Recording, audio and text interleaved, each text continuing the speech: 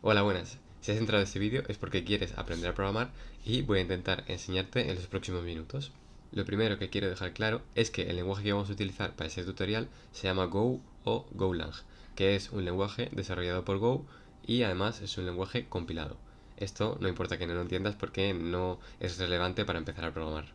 Lo que necesitas para seguir este tutorial es simplemente un editor de texto o un IDE, pero lo más seguro es que tú tengas cualquier editor de texto descargado, o si no, te recomendaré los siguientes. Puedes descargar Visual Studio Code, o más conocido como VS Code, desde su página oficial, que os dejaré el link en el enlace, el editor de texto de Windows o Notepad++. Sin embargo, yo recomiendo VS Code porque es el que más herramientas nos va a proporcionar para facilitarnos la vida a la hora de programar. Lo segundo que necesitarás será el compilador de Go, que también os dejaré el enlace en la descripción y tendréis que instalarlo, y es muy sencillo. Y ya no haría falta nada más. Ahora vamos a aprender lo primero que necesitamos para programar. En Go lo primero que necesitamos en cualquier programa es lo siguiente: package main y func main, seguido de paréntesis y corchetes. No importa que no sepamos lo que es el package, porque realmente para empezar no es nada relevante. Simplemente que lo que queramos programar irá siempre entre estos dos corchetes. Lo siguiente que tenemos que saber, como aquí abajo se muestra, es que el archivo de texto que vamos a crear, donde contendrá el código, tendrá que terminar en .go. Con esto indicaremos que el archivo que estamos editando es un archivo de programación del lenguaje Go. Lo siguiente que tenemos que saber es que para compilar el programa lo que tendremos que hacer es escribir Go seguido de build seguido del nombre del archivo. En este caso Go build main Go. Cuando pulsamos en intro veremos que se nos ha generado un main, o si estamos en Windows será un main.exe. Este podremos ejecutarlo simplemente poniendo ./main, o incluso de una forma más sencilla, para que compile y ejecute al mismo tiempo solo escribiremos go run main go. Lo siguiente que vamos a hacer es lo que hacen todos los programadores en su primer programa, y es escribir un hola mundo. Para esto lo que necesitaremos será escribir fmt.println y entre paréntesis y comillas hola mundo. Como veréis, aquí arriba pone import fmt, y esto es porque necesitaremos fmt, que es una abreviatura de format, para escribir hola mundo. Esto se añadió automáticamente mientras yo programaba con el VS Code, por eso os he recomendado este editor de texto para programar, porque os ayudará en muchas tareas. Una vez escrito el siguiente código, lo que vamos a hacer es ejecutar go run main go, y veremos que efectivamente escribe en la consola hola mundo. Lo siguiente que vamos a aprender es escribir comentarios. Para escribir comentarios escribimos dos barras y seguido de lo que queremos comentar. Esto estará dentro del archivo del código, pero no se va a ejecutar. Como vemos, arriba añade una explicación, que en este caso no es necesaria porque es una función muy básica, pero para que lo entendáis. Lo que he escrito es println sirve para imprimir lo que haya entre comillas en la consola. Imprimir es a lo que se refiere en programación cuando mostramos un texto en la pantalla. Lo siguiente que vamos a aprender es qué es una variable. Esto es muy básico. Tendremos varios tipos de variables. Los más comunes son int, float, string y bool. Para declarar una variable en Go lo que haremos será escribir la palabra var seguido de el nombre de la variable, en este caso edad, y después el tipo. En este caso la edad va a ser un int. En esta variable podremos almacenar valores del tipo entero, por ejemplo todos los tipos de números que no tengan decimales. Edad igual a 10. Y al ser una variable numérica podremos aplicar todas las operaciones matemáticas que conozcamos. Por ejemplo, en este caso quiero saber la edad que tendré dentro de 5 años. Si la edad que tengo actualmente es 10, lo que voy a hacer es escribir println para imprimir lo siguiente: la edad que tendré dentro de 5 años es edad más 5. En este caso hacemos una suma. Ejecutamos y vemos que efectivamente el resultado es la edad que tendré dentro de 5 años es 15. Ha efectuado la suma de edad que valía 10 más 5. Lo mismo sería con la multiplicación, resta, suma o división. Por ejemplo, mi abuelo tiene 5 veces mi edad. Mi abuelo tiene 5 veces mi edad, 50. Para restar usaremos el guión y para dividir usaremos la barra. El siguiente tipo de variable que tenemos es float. En este caso en Go se escribe float32 o float64, pero para aprender nos vale cualquiera de los dos. Lo que vamos a hacer es asignar otra vez a euros un valor, en este caso 10,3. Y si lo escribimos con println otra vez de nuevo, lo que vamos a obtener es tengo 10,3, que en este caso es un número decimal y no un número entero, por eso usaremos float. El siguiente tipo de variable que vamos a aprender es el string. En este caso, como veis, el VS Code me está autocompletando nombre porque ya lo he escrito aquí arriba. Y este es otro de los motivos por los que recomendaría que empezaseis utilizando VS Code. Como vemos, se puede utilizar dentro de println tanto como int como float, pero en este caso no vamos a poder utilizar operaciones matemáticas, ya que es simplemente una cadena de caracteres uno detrás del otro. Si ejecutamos, vemos que efectivamente dice mi nombre es Arturo. El último tipo de variable que quiero mostraros es la variable booleana. En este caso se utiliza la palabra reservada bool, y una variable booleana básicamente puede almacenar o verdadero o falso. Ahora podremos utilizar la variable brilla como hemos utilizado tanto en string como en float como en int. Sin embargo, el verdadero potencial de las variables booleanas no es imprimirlas por pantalla. Pero vemos que la salida que tenemos es el valor de brilla es true. Lo siguiente que tenemos que aprender en cualquier lenguaje de programación es las estructuras condicionales. Básicamente lo que significa esto es si pasa esto, realiza la siguiente acción. Y aquí es donde tiene el verdadero potencial las variables booleanas. Para escribir en Go una estructura condicional lo que escribiremos es if y después seguido de un espacio la condición que queremos cumplir. En este caso brilla lo hemos asignado a true. Por lo tanto, cuando ejecutemos el código, vemos que la salida es el objeto brilla. Sin embargo, si ponemos el valor de brilla a false, que sería falso, lo que conseguiremos al ejecutar el programa es que no haya ninguna salida, porque como brilla es falso, no va a entrar dentro de la estructura condicional. Además, a las estructuras condicionales se les puede añadir un else. En este caso, en el else es lo que vamos a ejecutar siempre y cuando el if no se haya ejecutado.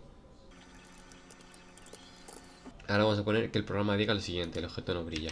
Y efectivamente, como brilla está en falso, lo que tenemos es que el resultado es el objeto no brilla.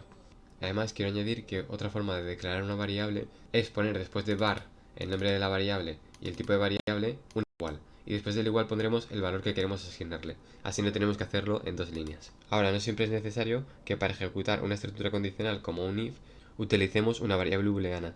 Podemos utilizar comparadores. Existe el comparador del mayor, el comparador del menor, el comparador de igual, que son dos iguales, y el comparador de distinto. Lo que vamos a hacer ahora, por ejemplo, es, si la altura de Claudio es mayor que la altura de Víctor, diremos que Claudio es más alto que Víctor. De lo contrario, diremos que Víctor es más alto que Claudio. Efectivamente, le hemos puesto a Claudio una altura de 1,70. Además, en las estructuras condicionales de un if, aparte de un else, también se puede añadir un else if.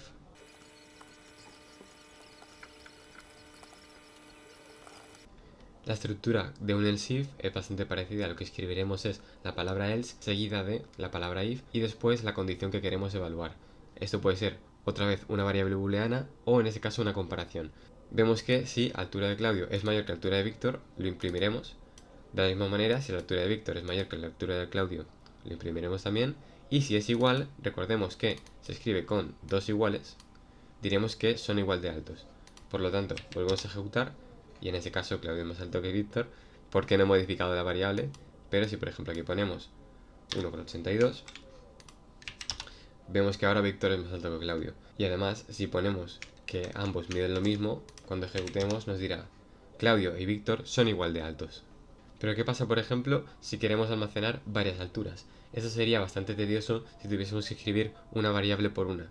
Y esto, en todos los lenguajes de programación, se soluciona con una cosa que se llama arrays. En este caso, escribiremos exactamente igual que antes. Primero la palabra var, después el nombre de la variable, alturas, y después el tipo de variable. En este caso no va a ser un float, sino que va a ser un array de floats. Seguido de esto, podemos escribir directamente lo siguiente. Array de float y abrimos corchetes. La primera altura, que es 1,70, la segunda altura, que sería 1,70, la tercera altura, que sería 1,63 y la cuarta, que sería 1,65. Además vemos que todos los valores se separan por comas.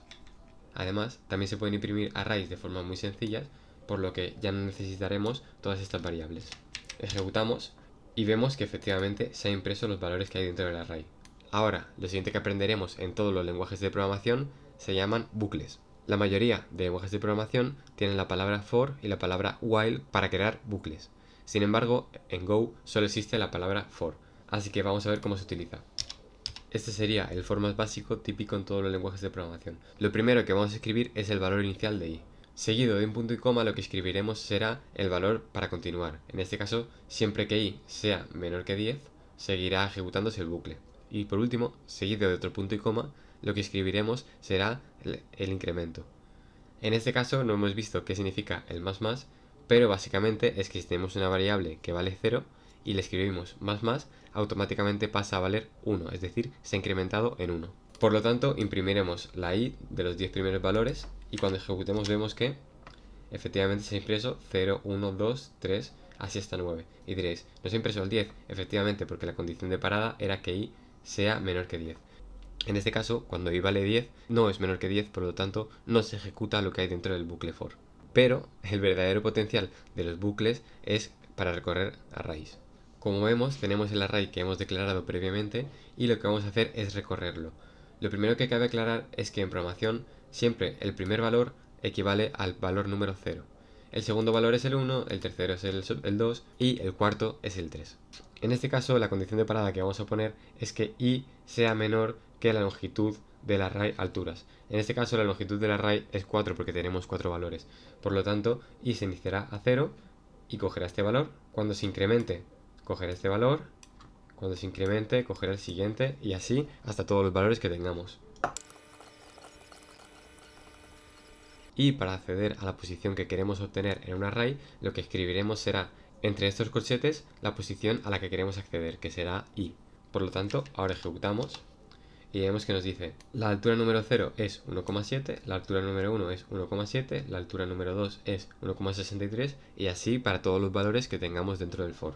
Además, esto es un poquito más avanzado, pero os adelanto que en Go no existe solo el for tradicional, sino que también tenemos este for que se le llama for range, con el cual con esta sintaxis obtendremos la i y la altura, y que a la hora de imprimirlo podremos usar tanto la i como la altura, sin necesidad de tener que usar los corchetes que estábamos utilizando anteriormente.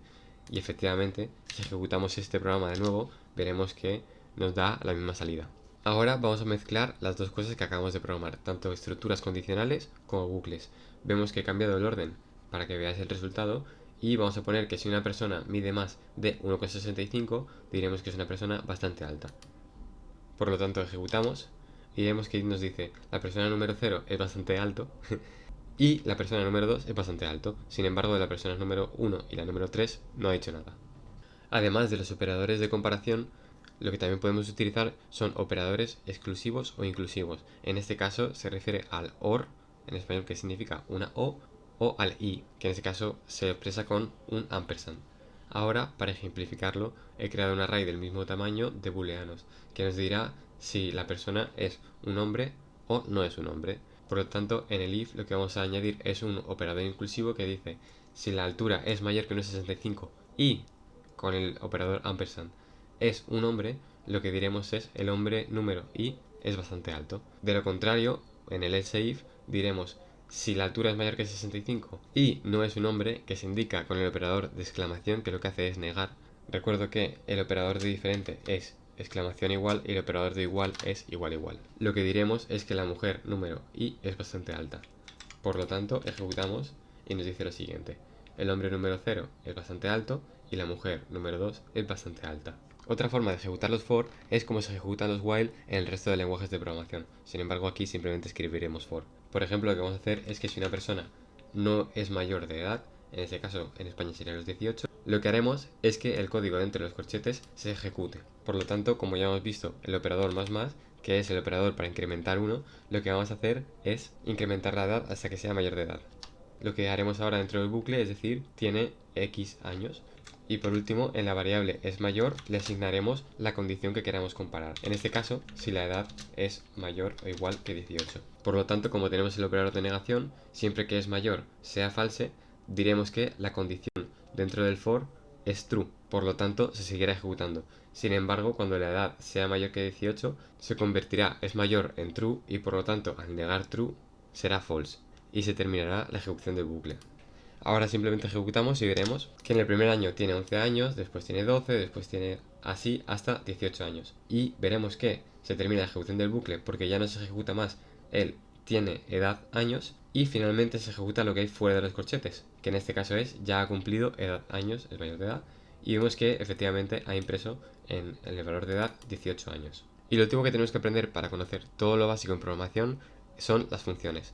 Las funciones son partes del código que pueden ser llamadas muchas veces, es decir, que se pueden ejecutar muchas veces simplemente escribiendo el código una vez.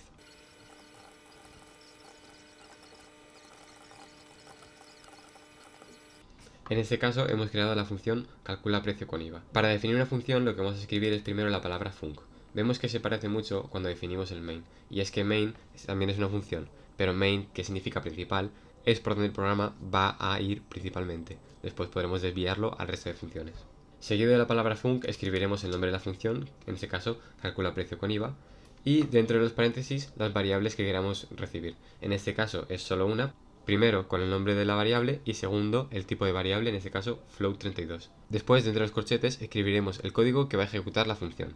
En este caso es una función muy sencilla, supongamos que el IVA es del 21%, por lo tanto lo que habrá que hacer es multiplicar el precio por 1,21. Este tipo de sintaxis todavía no lo hemos visto, pero que sepáis que en programación se lee al revés. Normalmente leemos de izquierda a derecha, pero un programa lee de derecha a izquierda. Por lo tanto lo primero que va a hacer es ejecutar esto de aquí y después esto de aquí.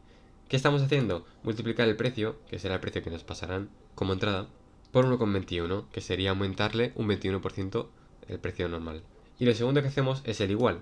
Con el igual asignamos el resultado de esta operación a la variable precio de nuevo. Por lo tanto, precio pasará a valer precio por 1,21, que sería haberle añadido el 21% de IVA. Y después imprimimos el precio con IVA es el siguiente. Así que a partir de ahora, cuando queramos calcular el precio con IVA, lo que podremos hacer es, para un producto de 50 euros, el precio con IVA es 6,50. Y como vemos, a partir de ahora, todas las veces que queramos llamar a la función, no tendremos que escribir el código. Esto es muy útil precisamente cuando hay muchas más líneas de código y no solo dos, pero en este caso es un ejemplo muy sencillo. Calcularemos el precio con IVA de 100 y el precio con IVA de 3. El primer precio con IVA es 6,50, que ya lo hemos calculado antes, el segundo es 121 euros y el tercero es 3,63. Lo último que tenéis que saber de las funciones es que se pueden recibir varios valores. En este caso, sumados valores recibe el valor 1, que es un entero, y segundo recibe el valor 2, que también es un entero. Y como vemos, después del paréntesis y antes del corchete hay una tercera cosa, que es int. ¿Qué significa este int? Que esta función va a devolver un valor. A diferencia de la primera, que no devolvía ningún valor, esta devuelve un número entero. ¿Cuál va a ser este número entero? Pues para devolver un valor, en programación tenemos la palabra return. Y esto sí que es para casi todos los lenguajes. Lo que hará return es devolver una salida después de la llamada de la función. Y veremos cómo se utiliza esto. En ese caso es una función muy tonta también, pero como digo, las funciones suelen ser de más líneas de código, no solo una o dos. En este caso le pasaremos el valor 1 y el valor 2 a la función y lo que hará es sumarlas. Esto, por supuesto, también se podría escribir con la sintaxis que conocemos ahora. Var, valor final, que es el nombre de la variable, int, igual a, y la operación matemática, valor 1 más valor 2. No es necesario que lo pongamos en el return obligatoriamente. Pero por supuesto, si la función devuelve algo, tendrá que tener obligatoriamente un return. En este caso, pues devolvemos valor final y vamos a ver cómo se utiliza esta función en el main, que como hemos dicho, es la ejecución principal.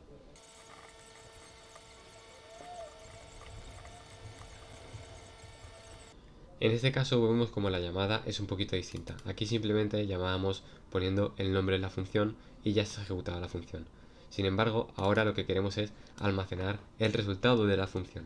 Por lo tanto, al llamar a sumados valores, os recuerdo que siempre se lee de derecha a izquierda, lo que vamos a hacer es conseguir sumar el valor 1, que lo hemos declarado aquí, y un número que en este caso es 100. El resultado se asignará a la variable que hemos llamado resultado. Y posteriormente vamos a llamar de nuevo a calcular precio con IVA, pero con el resultado. Como vemos aquí, antes del resultado pone float32. Eso es una conversión, pero es algo un poquito más avanzado que no es necesario a nivel básico. Ahora simplemente ejecutamos el código, como ya sabemos, con go run main, y vemos que nos dice el precio con IVA es de 6,50, que es el primer calcula precio con IVA. En el segundo resultado vemos que hemos almacenado el valor en resultado y hemos impreso el precio sin IVA es de 110 euros, que efectivamente ha sumado 10 más 100. Y por último, llamamos de nuevo a la función calcula precio con IVA y vemos que pone el precio con IVA es 133,1 o con 10 mejor dicho, que efectivamente es el resultado de aplicarle el IVA a 110 euros.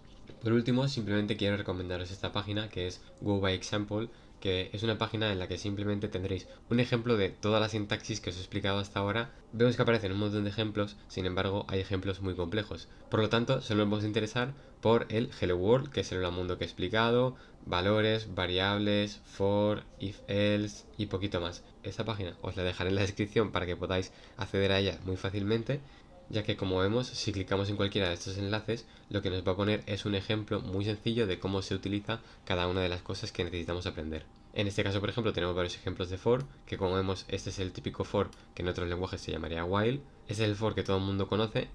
Este sería lo que se llama un bucle infinito, que puede ser útil en algunas ocasiones, pero que es un poquito más avanzado que lo que hemos dado hasta ahora. Y con esto ya sabéis todo lo que tenéis que saber para empezar a programar. Después ya podéis poneros a buscar tutoriales más complejos e incluso información en internet en páginas como Stack Overflow, que es de las más conocidas, u otras. Muchas gracias por ver el tutorial y hasta la próxima.